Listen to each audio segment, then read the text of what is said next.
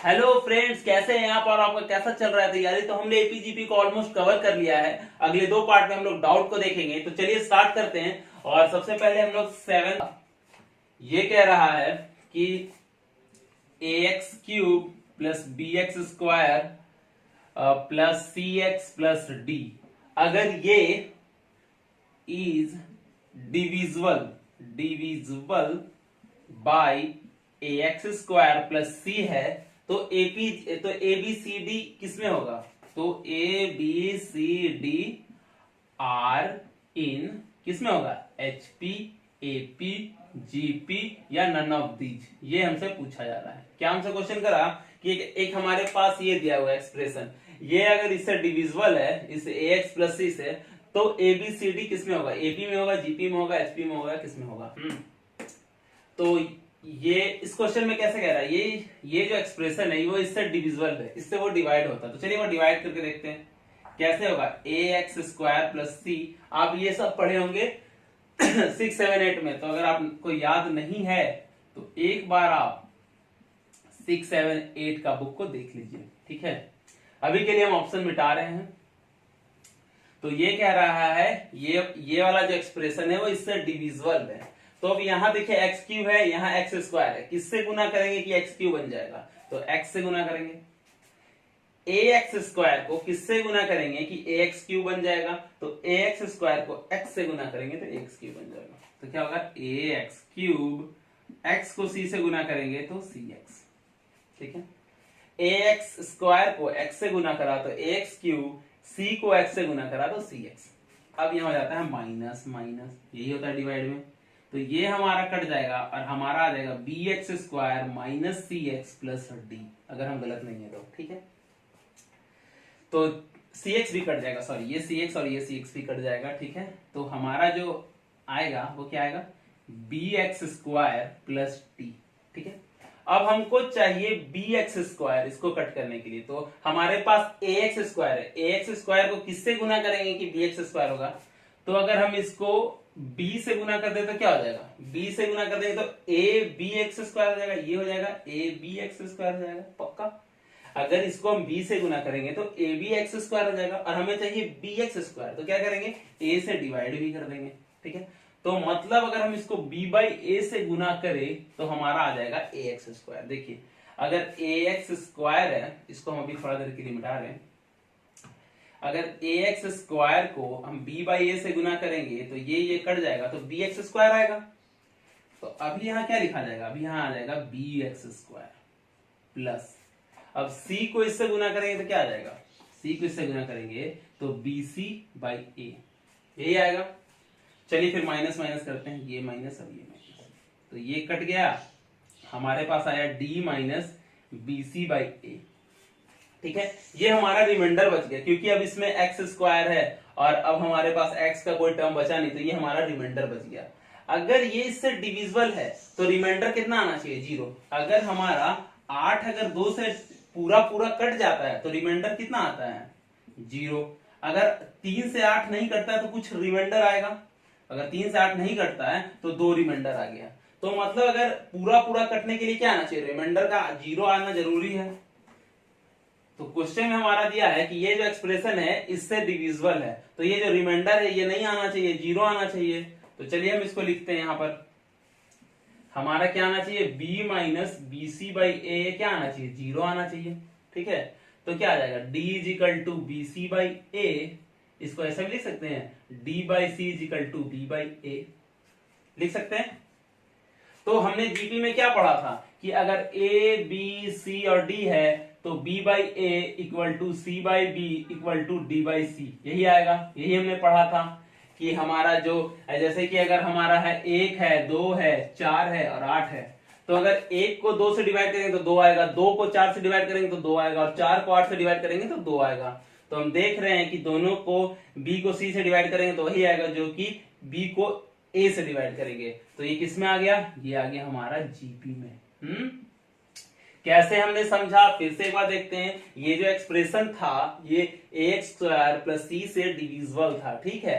तो हमने ए X square plus सी को इससे डिवाइड कर दिया। अब देखिए कि इसको एक्स का जोड़ा था तो एक्स क्यूब करा, x से गुना करा तो ये x क्यूब हो गया, और c को x से गुना करा तो cx हो गया, ये कट गया, हमारे पास ये आया। अब इसको b बाई ए से गुना कर दिए तो bx स्क्वायर आ गया, और bc बाई ए आ गया, तो ये कट के ये आ गया। अब रिमाइंडर, अब इसको पूरा पूरा डिविजिबल होने के लिए इसको जीरो होना चाहिए था, जो जीरो कर दिया तो हमारे पास ये आ गया, तो जो कि जीपी में है। समझ में आया? 7वां नंबर क्वेश्चन है, क्वेश्चन नंबर 7। ये कह रहा है कि सम ऑफ 2n माइनस 1 टर्म, क्या बोल रहा है, 2n प्लस 1 टर्म्स दिया हुआ है, ठीक है। सम ऑफ 2n प्लस 1 टर्म्स का निकालना है। क्या दिया है, a minus A plus D plus a plus 2d minus a plus 3d, इस तरह से हमारा बढ़ रहा है सीरीज। तो इसका sum of 2n plus n term का क्या होगा, minus N D, a plus 2nd, clear है, a प्लस एन डी, या फिर हमारा है नन ऑफ दीज, ठीक है। तो इस तरह के क्वेश्चन को आप हमेशा ऑप्शन से बनाइए, ठीक है। तो समझ के चलिए हमें किस तरह के क्वेश्चन को हम लोग हमेशा ऑप्शन से सॉल्व करेंगे। कैसे सॉल्व करेंगे, हमें क्या पूछ रहा है कि सम ऑफ 2n प्लस 1 टर्म का सम बताइए, 2n प्लस 1 टर्म का सम बताइए। तो चलिए अभी हम n का वैल्यू 1 रखते हैं, समझिए कैसे होगा। जब n का वैल्यू 1 रखेंगे तो 2n प्लस 1 का वैल्यू कितना हो गया, 2 इंटू 1 प्लस 1 इक्वल टू 3। मतलब हमको 3 टर्म को जोड़ना पड़ेगा, पहला टर्म, दूसरा टर्म और तीसरा टर्म। कैसे किए, हमसे ये कह रहा था क्वेश्चन में कि भाई तुमको 2n प्लस 1 टर्म का सम बताना है। कितना, किसका बताना है, 2n प्लस 1 टर्म का सम। हम अक्सर बताएं जब भी n बोले तो n का वैल्यू 1 डाल दो, 2 डाल दो, कुछ भी डाल दो। हमने n का वैल्यू 1 डाल दिया तो इसका वैल्यू आ गया 3। मतलब बोल रहा है कि 3 टर्म का सम क्या होगा। तो 3 टर्म का सम चलिए बनाते हैं, a प्लस डी और a प्लस 2d। तो अगर हम देखें ये कट जाएगा और इसको सॉल्व करिएगा तो a प्लस डी आएगा, ठीक है। तो मतलब कि जब हम n का वैल्यू 1 रखें तो a plus D is equal to आना चाहिए। n का वैल्यू 1 रखें तो सम निकलना चाहिए a प्लस डी। अब देखते हैं किसमें आएगा। इसमें n का वैल्यू 1 रखेंगे तो माइनस डी आएगा, तो खत्म। इसमें n का वैल्यू 1 रखेंगे तो क्या आएगा, a प्लस 2d आएगा, तो ये भी गलत। इसमें अगर n का वैल्यू 1 रखें तो क्या आएगा, a प्लस डी। तो मतलब ऑप्शन सी इज करेक्ट। कैसे समझे हम, किस तरह से आपको बनाना है। अब देखिए इस तरह के ट्रिक्स को देखते देखते आपको समझ में आएगा, और आप इसी तरह वहां पे एग्जामिनेशन हॉल में अच्छे तरीके से बना पाइएगा। और बाकी जो किताब है, आपकी किताब तो है ही आपके पास, आप किताब से भी देख सकते हैं, लेकिन ट्रिक आपको सीखना चाहिए। अगर आप इस तरह से ट्रिक देखते देखते करेंगे तो आपको भी बनाने आएगा 1-2 महीना बाद, ठीक है। हमें कह रहा था कि भाई 2n प्लस 1 टर्म का आप सम बताओ। हमने n का वैल्यू 1 ले लिया, n का वैल्यू 1 ले लिया तो कह रहा है कि 3 टर्म का सम बताओ। तो मैंने 1, 2 और तीसरे टर्म को जोड़ दिया, a प्लस डी आना चाहिए। अब a प्लस डी, n का वैल्यू 1 रखेंगे तो a प्लस डी आंसर आना चाहिए। किसमें आ रहा है, n का वैल्यू 1 रखने पे प्लस डी, तो तीसरे पे आ रहा है। तो इस हिसाब से हमारा तीसरा ऑप्शन सही होता है। तो चलिए फिर हम लोग आगे बढ़ते हैं और अगला क्वेश्चन देखते हैं। फिर हम लोग आगे बढ़ते हैं और देखते हैं हमारा 9वां नंबर क्वेश्चन। 9वां नंबर क्वेश्चन ये कह रहा है कि ये आप खुद से बनाइए, the sum of n terms. आप n का वैल्यू 1 रख लीजिए, 2 रख लीजिए और बताइए हमें क्या होगा। 3/1 square, 5/1 square, sorry 5/1 square plus 2 square plus 7/1 square, 2 square और 3 स्क्वायर। इस तरह चल रहा है। तो इसका सम ऑफ n टर्म्स का क्या होगा, answer 6n/n plus 1, 9n/n plus 1, 12n/n plus 1 या नन ऑफ दी। ये आंसर दिया हुआ, ठीक है। हमारा क्वेश्चन था ये, सम ऑफ n टर्म्स। अब फिर से देखिए, इस तरह का जब भी क्वेश्चन आए, तो आप ऑप्शन से बनाइए। आप n का वैल्यू अगर 1 रखते तो इसको लेते, n का वैल्यू 2 रखते तो इसको और इसको दोनों लेते। तो चलिए हम ना थोड़ा अच्छा ऑप्शन ले लेते हैं, n का वैल्यू 2 ले लेते हैं। चलिए आप 1 भी ले सकते हैं। n का वैल्यू 2 लेंगे तो ये आएगा और ये आएगा, तो दोनों को जोड़ेंगे तो कितना आएगा, देखिए सम कितना आएगा, 3/1 प्लस 5/1 प्लस 2 का स्क्वायर 4, तो 3 प्लस ये कितना होगा 5, 4 आना चाहिए। जब n का वैल्यू 2 ले तो सम हमारा आना चाहिए 4। अब हम देखते हैं n का वैल्यू 2 डाल के 4 किस में आता है, तो पहले में डालते हैं। चलिए 6 इंटू 2/2 प्लस 1, तो ये 3 हो जाएगा, ये आ गया 4। तो पहला ही ऑप्शन सही हो गया, ठीक है। कैसे हमने बनाया, देखिए कितना अच्छा बन जाता है, ट्रिक से। अब ये बोला था कि सम ऑफ n टर्म्स निकालना। अब n का वैल्यू हमने 2 रख लिया तो हमको इस टर्म को और इस टर्म को जोड़ना है। n का वैल्यू 3 रखते तो इस टर्म को और इस टर्म को जोड़ते, लेकिन हमने चलिए छोटा ही रखा, 1 भी रख सकते। चलिए हमने 2 रख लिया, n का वैल्यू 2 रख लिया तो इसको और इसको जोड़े। इसको इसको जोड़े तो 4 आ रहा है, n का वैल्यू 2 रखने पे 4 किस पे आ रहा है, तो पहले वाले पे आ रहा है, तो ऑप्शन हमारा हो गया ए। ठीक है, समझ में आया। चलिए फिर आगे बढ़ते हैं कि द सम ऑफ एटम्स बताओ। चलो क्या हो रहा है, सम ऑफ एटम्स बताओ।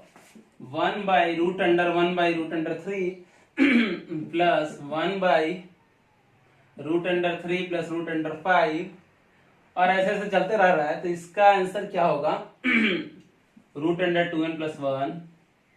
ठीक है, इसके answer √2n plus 1, √2n plus 1 divided by 2। एक दिया है कि हमारा √2n प्लस 1 माइनस 1 और एक हमारा है 1/2 √2n प्लस 1 माइनस 1। ठीक है, तो चलिए फिर आगे देखते हैं। आगे हम क्वेश्चन बताए थे कि ऑड टर्म का जो भी लास्ट टर्म होता है वो होता है 2n माइनस 1। कैसे, अगर n का वैल्यू आप 1 रखिएगा तो क्या आएगा 2 इंटू 1 माइनस 1 इक्वल टू 1। अगर n का वैल्यू आप 2 रखते हैं तो क्या आएगा 2 इंटू 2 माइनस 1 इक्वल टू 3। तो देखिए 1 भी आ रहा है और ये 3 भी आ रहा है दोनों। हमने क्या देखा था कि अगर ऑड रखते हैं तो ऑड में हमारा होता है 2n माइनस 1। अब n का वैल्यू 1 रखा तो देखिए 1 आ रहा है, n का वैल्यू 2 रखा तो 3 आ रहा है, तो ये हो गया। तो इसी तरह से हमारा जो लास्ट टर्म होगा वो क्या होगा, अगर हम लास्ट टर्म लिखे तो लास्ट टर्म हमारा क्या हो जाएगा 2n माइनस 1, यही हमने पढ़ा था। अब देखिए ये 1 है तो इससे 2 बढ़ जाता है, ये 3 है तो इससे 2 बढ़ रहा है, तो अगला वाला जो क्या होगा इसमें 2 बढ़ जाएगा, मतलब 2n माइनस 1 प्लस 2 होगा, यही होगा। क्योंकि देखिए 1 है तो 2 जोड़ के 3, 3 है तो 2 जोड़ के 5, तो ये 2n माइनस 1 लास्ट टर्म हो गया तो उसमें 2 जोड़ देंगे। तो इसको अब करिएगा, देखिए क्या होगा 2n माइनस 1 प्लस 2, तो ये हो जाएगा हमारा 2n प्लस 1। ठीक है, पक्का। अब आगे बढ़ते हैं, देखिए कैसे सॉल्व होगा। इस क्वेश्चन को भी मैंने आपको पहले बताया था कि जब भी रूट वाला आए तो आप इसको रेशनलाइज कीजिए। हम पहले इस टर्म को रेशनलाइज करके दिखाते हैं इसको। ठीक है, तो मान लीजिए 1√3 प्लस √5 है, इसको हमने क्या बताया था कि आपको रेशनलाइज करना है। कैसे करेंगे, इनटू जो भी लिखा है उसको, ये 8वां में है अगेन, अगर जिसको दिक्कत है बेसिक में वो 8वां क्लास का बुक पढ़े। ये जो भी लिखा हुआ उसको लिख दीजिए ऊपर नीचे, और प्लस है तो माइनस कर दीजिए बीच में, और माइनस है तो प्लस कर दीजिए। बस यही मैंने बताया था कि 1/√3 प्लस √5 है तो √3 प्लस √5 ऊपर नीचे लिख दीजिए। अगर बीच में प्लस है तो माइनस माइनस से गुना कीजिए, और माइनस है तो प्लस प्लस से ऊपर नीचे गुना कीजिए। अब अगर आप गुना कीजिएगा तो कितना आएगा, देखिए एक आएगा √3 माइनस √5 और डिवाइडेड बाई आएगा √3 का होल स्क्वायर माइनस √5 का होल स्क्वायर। हमने यही पढ़ा था, क्योंकि एक फॉर्मूला है a माइनस बी और a plus B equal to होता है a square minus B square. ये भी हमने 6, 7, 8 में पढ़ा था। तो इसका एलसीएम लेंगे तो क्या, इसका एलसीएम और इसका एलसीएम मिला के ऐसा आ जाएगा, तो इसका स्क्वायर माइनस इसका स्क्वायर ऐसा आ जाएगा, और ऊपर में आ जाएगा ये। तो अगर आगे हम बढ़े तो क्या आएगा √3 माइनस √5। ठीक है, और डिवाइडेड बाई कितना आ जाएगा 3 माइनस 5, तो ये आ जाएगा -2। तो चलिए हम -2 आ गया, ये आ गया -2 √3 माइनस √5।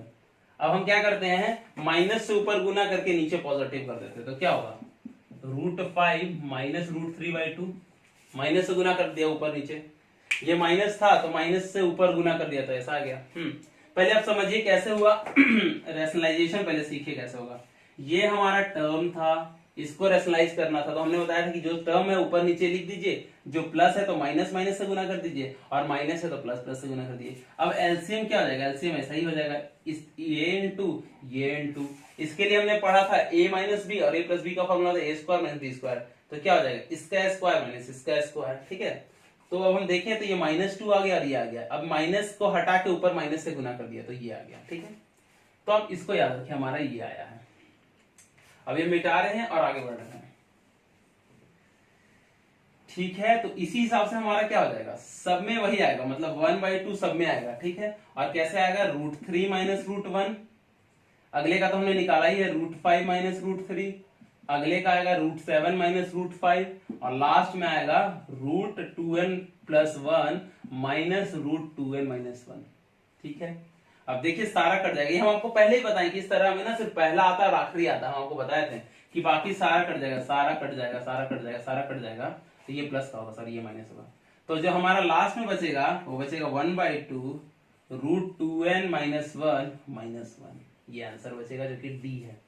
हम आपको पहले ही बताए थे कि जो भी इसमें होता है वो लास्ट टर्म और माइनस पहला टर्म होता है, हमने आपको बताया था। ठीक है, ये माइनस में था, ये प्लस में था, तो सारा कट जाएगा, ये और ये बच जाएगा।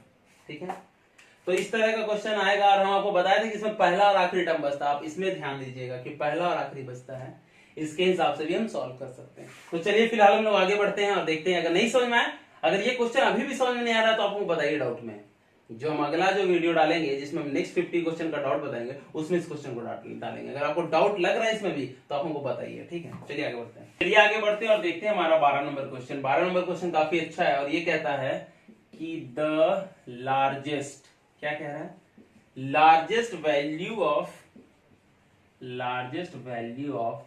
k for which largest value of k for which nk plus 1 divides 1 plus n square और ऐसा करके n का पावर 127 है। इसका जो ऑप्शन है 8 है, 16 है, 32 है और 64 है। बोल रहा है n k प्लस 1 है। ठीक है, n k का क्या वैल्यू होगा कि n k प्लस 1 इसको पूरा डिवाइड कर दे। ठीक है, n k प्लस 1 का क्या वैल्यू होगा कि इसको पूरा डिवाइड कर दे, तो k का वैल्यू इनमें से क्या होगा। चलिए अभी देखते हैं, सॉल्व करेंगे तो आपको पता चलेगा। पहले तो हम ये समझते हैं ये पूरा जीपी है पक्का, जिसमें कि पहला टर्म 1 है और r कितना है, देखिए इसको इससे डिवाइड कीजिएगा तो n, इसको इससे डिवाइड कीजिएगा तो n, तो r हमारा n है। ठीक है, और कितने नंबर ऑफ टर्म्स है, ये देखिए यहां से लेकर यहां तक 128 टर्म्स है। कैसे, क्योंकि यहां से देखिए यहां तक 127 और एक ये तो 128 टर्म है, यहां से लेकर यहां तक 127 और एक ये तो 128 टर्म है। तो सम का फॉर्मूला हमको पता है कि a इंटू आर का power n minus 1 divided by R minus 1 यही होता है। तो चलिए रख लेते हैं 1, r का पावर 128 टर्म है इसमें, यहां से यहां तक 127 और एक ये 128 minus 1 divided by R minus 1 पक्का। तो हमारा आया r का पावर 128 माइनस 1, सॉरी r को लिख लेते भी हम n, क्योंकि n हमारा है, तो n divided by n minus 1 पक्का। अभी क्या करते हैं, हम इसको ऐसे लिख सकते हैं, n को 64 का स्क्वायर लिख सकते हैं और 1 को 1 का स्क्वायर लिख सकते हैं। एक बार इसको देखिए, आप लिख सकते हैं, क्योंकि 64 का स्क्वायर कितना होता है 128, 64 का स्क्वायर 128 होता है और 1 का स्क्वायर तो 1 लिख ही सकते हैं, 1 का स्क्वायर 1 होता है। अब इसके लिए हम आपको फॉर्मूला पिछले क्वेश्चन में देखे थे कि a square minus B square का फॉर्मूला होता है a माइनस बी और a प्लस बी, हमने ये पढ़ा है, ये हमने 8th में पढ़ा होगा। तो n का पावर 128 को हमने लिखा n का पावर 64 का स्क्वायर, क्योंकि 64 को 2 से गुना करेंगे तो 128 आ जाएगा और 1 का स्क्वायर तो लिख ही सकते हैं।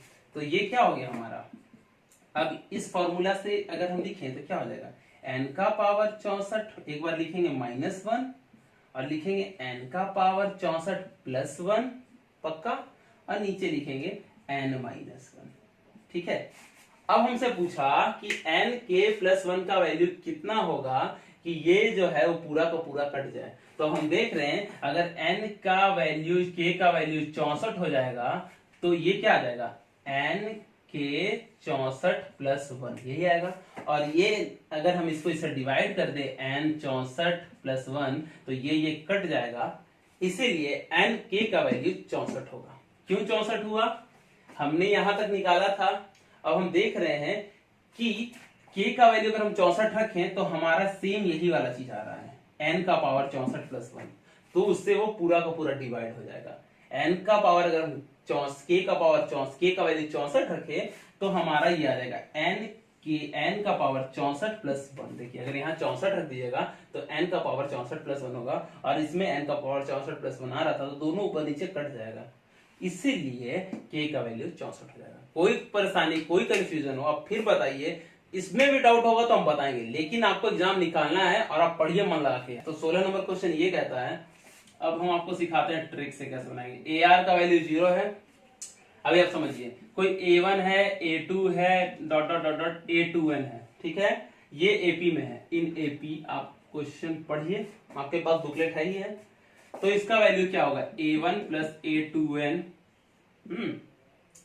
तो A1 plus A2 done, plus A1 plus A2n minus 1 plus तो A2 प्लस A3, ठीक है। इसी तरह आगे बढ़ रहा है तो इसका आंसर क्या होगा, n-1 n A1 plus A2n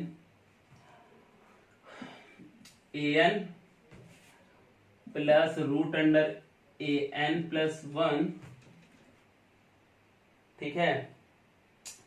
और हमारा दिया हुआ है तीसरा n-1 root A1 plus an plus 1 और चौथा है नन ऑफ दीज, ठीक है। हमारा ये दिया हुआ, ठीक है।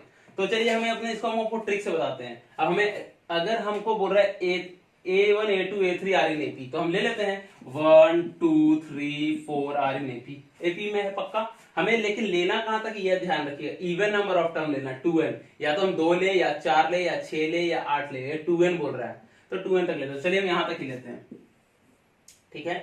तो ये पूरा एपी में है जिसमें A1 कितना है हमारा 1, A2 हमारा कितना है हमारा 2 है, ठीक है।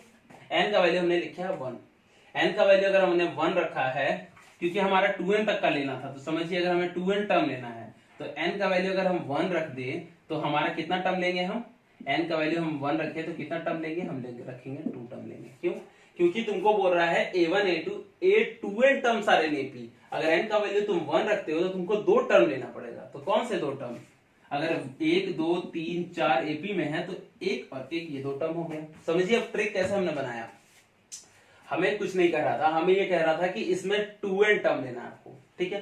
तो n का वैल्यू हमने रख लिया 1, तो हमें 2 टर्म लेना है मान लीजिए। तो हम अपने से एपी बना लिए, ए बी 1 2 3 4 एपी में है, तो पहला टर्म और दूसरा टर्म हमें पे खेलना है। तो अभी हम कहां तक चलेंगे, चलिए देखते हैं। A1 प्लस n का वैल्यू हमने कितना रखा है 1, तो क्या हो जाएगा A1 plus A2 divided by A1 plus A2, यही होगा।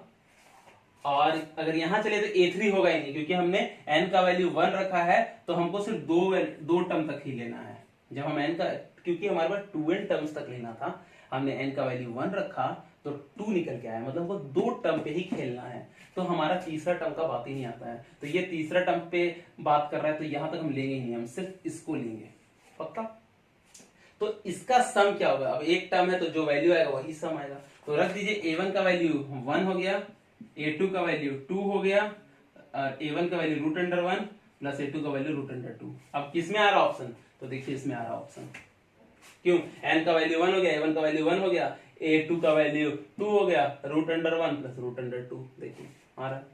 समझ में आया कैसे आया, कितना इजी क्वेश्चन बन गया। अगर आप किताबी लैंग्वेज से पढ़ेंगे तो आपको काफी लंबा लगेगा, तो मैंने क्या कहा आप समझिए, फिर से समझिए, समझना जरूरी है। आप इसने बोला कि A1 A2 3 कोई सीरीज है, उसमें 2n टर्म्स हैं और वो एपी में है, ठीक है। मैंने कहा कि n का वैल्यू 1 रख दिया, तो n रख दिया तो हमको 2 टर्म्स लेना होगा, मिनिमम 2 टर्म्स, क्योंकि n का वैल्यू 1 रखा तो 2 टर्म लेना है। n का वैल्यू 2 रखेंगे तो 4 टर्म लेना पड़ता, तो हम इजी बनाने के लिए 2 टर्म्स ले लिए, ठीक है। तो अब हम देख रहे हैं कि 2 टर्म्स मतलब 1 और 2 ही लेना है, A1 2 3 4 को हमने एपी में माना, तो और हमको 2 टर्म्स लेना है तो तीसरे टर्म से बात नहीं करना, तो ये खत्म ही हो गया, बस हमको इस पे ही खेलना है। इस पे हम वैल्यू डाले तो हमारा ये आ रहा है और ये वैल्यू इससे मैच कर रहा है, तो बी ऑप्शन सही है। समझ में नहीं आया तो आप फिर से हमें बताइए, हम बताएंगे जरूर आपको।